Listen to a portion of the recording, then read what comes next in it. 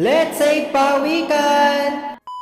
Kasama ang Naik content creators na andito ngayon tayo sa Labak Pawikan Sanctuary para makiisa sa pagpapakawala ng 200 pawikan hatchlings. Nandito ngayon tayo sa orientation area para sa seminar. Syempre, all about pawikan. Like kung paano sila mapangangalagaan at maprotektahan laban sa pagkaubos. Ito yung pakakawala namin na 200 pawikan hatchlings. As you can see, sobrang cute kaso hindi pwedeng hawakan. First time ko makakita sa malapitan ng baby pawikan. Ang cute! Tapos nakatutuwa rin yung mga nakilahok sa pagre-release. More on family kasi. Sobrang nakatutuwang pagmasdan na ito yung ginagawa nilang bonding. Yung awareness ba on how to save pawikan. Diba? Ang cute. Lalo na to. Mukha siyang pawikan na napabayaan. Dahil inokray ko siya, ayan, pinagluto ko siya ng banana Q. O, tuwan-tuwa siya, diba? In a serious note, wow, serious note. Isa sa mga maaari nating magawa upang maprotektahan ang mga pawikan ay ang pagtatapon ng basura sa tamang tapunan. Hindi lang mga pawikan ang magbe-benefit dito, kundi tayong lahat na nakatira dito sa ating daigdig.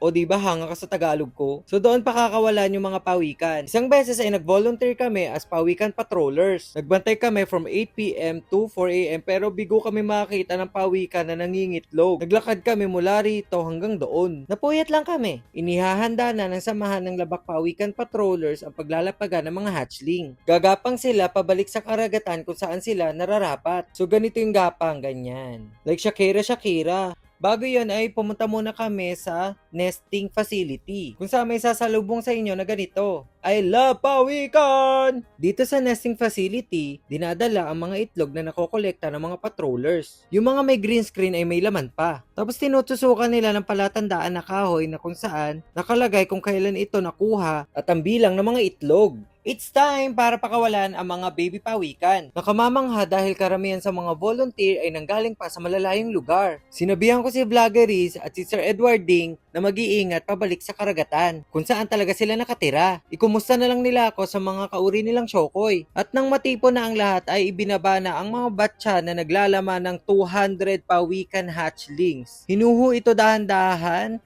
para hindi masaktan ng mga baby pawikan at makagapang sila mula sa dalampasigan patungo sa pusod ng karagatan, ang tunay nilang tahanan. At alam nyo ba na sa 200 na mga yan ay 1% lang ang magsusurvive until adulthood. So ibig sabihin, dalawa lang sa 200 na hatchlings ang magsusurvive.